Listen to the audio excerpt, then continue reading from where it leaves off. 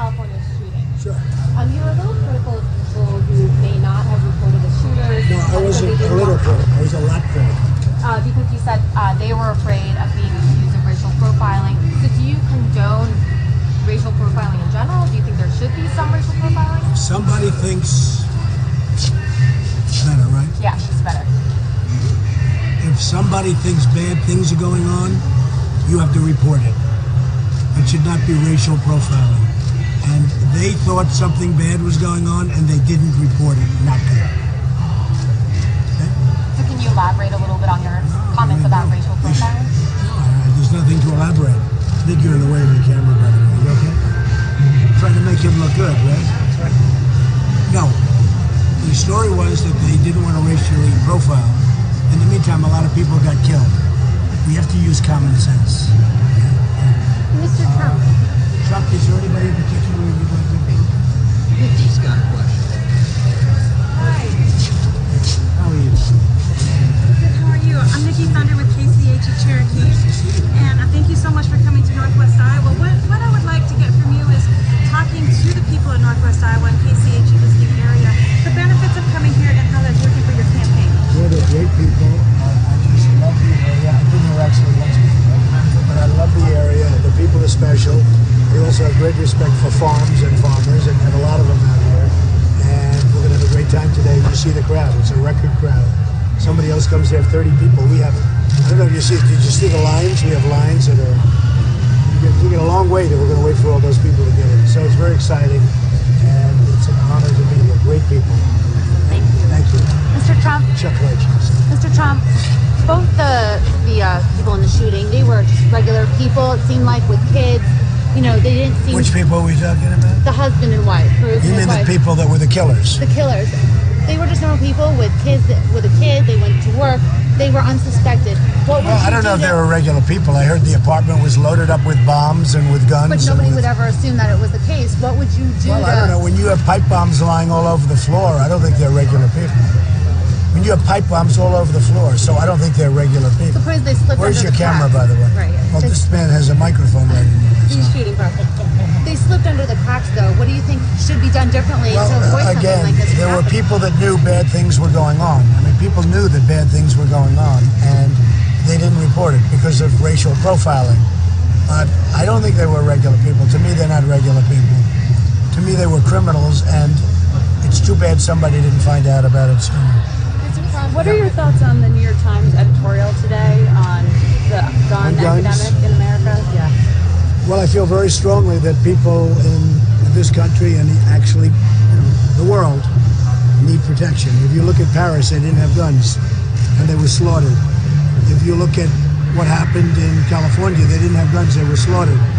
So I think it would have been a lot better if they had guns in that room, somebody to protect.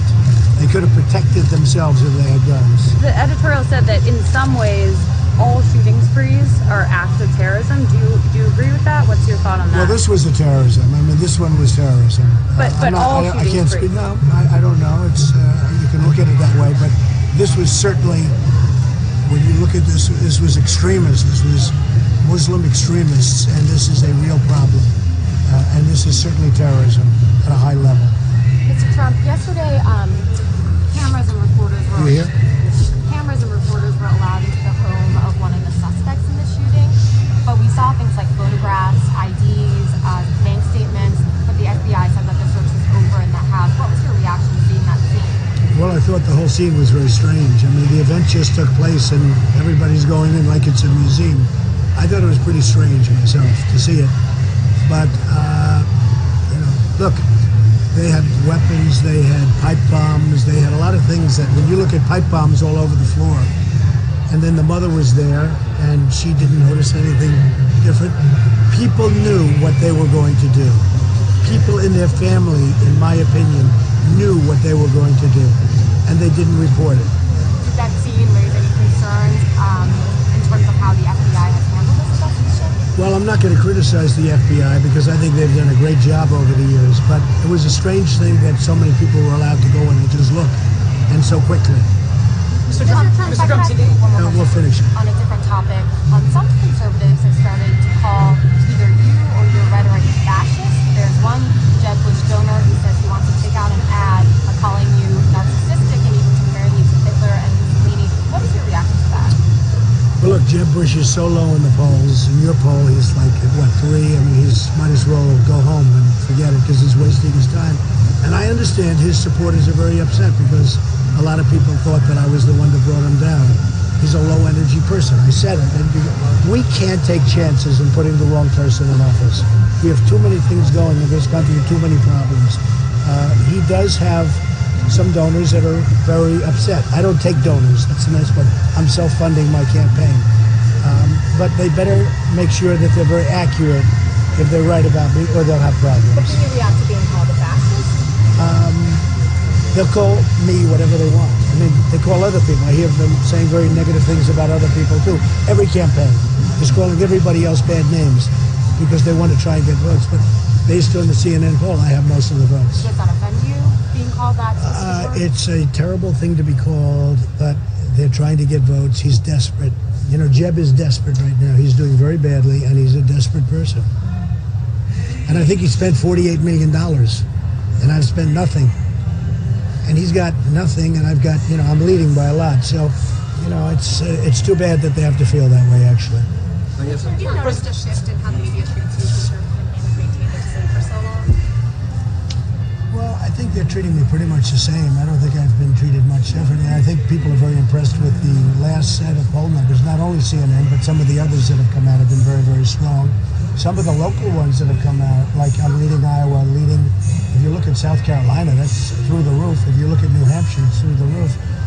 But you know, look, the press, some people in the press are extremely fair and professional, and others are very dishonest. But I've been saying that for a long time. Mr. Trump, one of the killers came over on a fiancé visa. Should we eliminate visas for fiancés? Well, we're going to have to start looking at things, and I'll probably have a pretty good statement to make next week because I feel very strongly about it. But we're going to have to start looking at people very closely because we can't allow this to happen to our country. We just can't. So we'll start looking at people very, very closely. So you're not ruling out pulling back on visa? I'm not ruling out anything. I don't rule out anything. If people come in, they blow up people and they shoot people and they kill people, I don't rule out anything. So, in fact, today I noticed that when I said we have to be vigilant, I noticed a couple of the people now say we have to be vigilant. They're using my same words. The same people I'm running against, they're using my words. But we have to indeed be vigilant. And that includes with mosques, okay? Now they're all saying, well, I think Trump was right. But now that includes with mosques. And we better be smart, okay? President Obama came a little bit closer today to getting to say the term radical Islam. He's talking about hateful ideologies. San Bernardino. Who said that? President Obama today in the interview. It's about time, but that's not there. He's not there. I was gonna say, so how far much farther do you think it needs to go? And He should call it what it is. He should call it what it is, right? Radical, Islamic terrorists. That's what it is. Or he could say, I mean, there are other terms, but he has to call it what it is. do you think this is a civilizational war, as Marco Rubio has put it? This is a war. We're in a war. And if we're not smart, and if we're not really cunning, and if we don't beat them to the punch, it's going to be very ugly over here. It's going to be very bad. Mr. Trump, you said that you're going to be. Questions now. hi. In a recent poll by CNN, it says that college-educated Republicans are leaning more towards truth. Why aren't college-educated Republicans leaning more? Well, what it says is that I do very well with everybody across the board. Evangelicals, Tea Party. It says, look, I mean, I'm leading by a lot. I do well with everybody. But in particular, I do well with certain groups. But I'm doing very well with college educated also. Thank you. Thank you. Very good person. Mr. Trump, Real quick, this corner of the state has a huge GOP conservative stronghold. Do you know how well you're doing up here with polls, and how important is it for you to do well? I hear I'm doing well. I think, but I hear I'm doing really well up here. There's special people. Chuck, you know, and Sam, they love this part of the state. It took me a little bit longer to get here. It flew a little bit further west. But I love this part of the state. I've been here before, but I love this part of the state. Great people. Mr. Trump. It's a very important part of the state. Cup? Strengthening the military. What would be your first step in getting America in the right direction with a better military? We need a stronger military, we need a better military, we need a more technologically advanced military.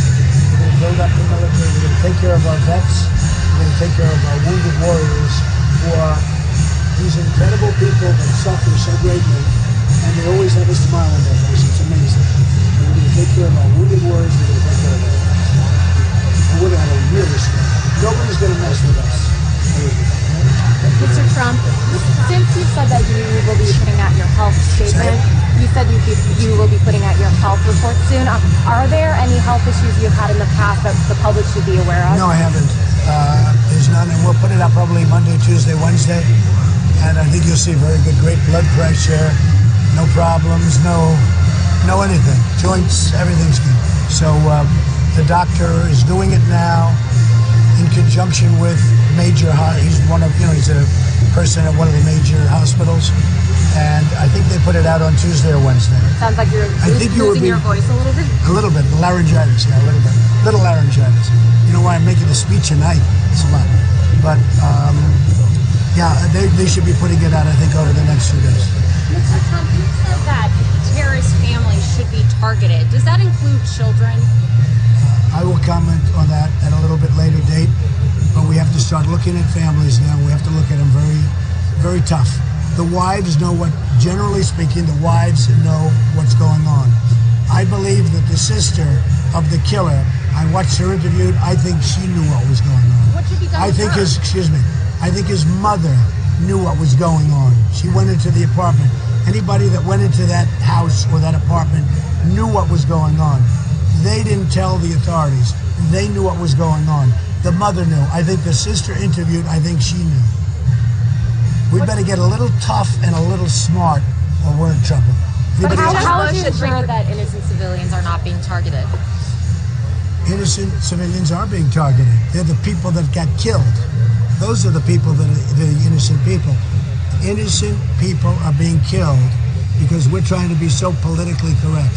Not going to happen anymore. With Jeb Bush at 3%, who is your biggest threat right now? I don't know. I think I'd have to ask you because you did the poll. Ted Cruz is at 16%. Well, that's fine. I mean, so maybe Ted, maybe Marco, whoever's closest. But it seems that Marco is doing a little bit better. I don't look at it as competition, to be honest. They can't do what I do. Nobody can do. Nobody's going to do what I do. But Ted and Marco were sort of neck and neck behind, but they're a long way behind. But they will never be able to do what I do. What do you think is Cruz's biggest vulnerability? I'll tell you later if it becomes important. Okay, are we okay? Yep. We will make America great again.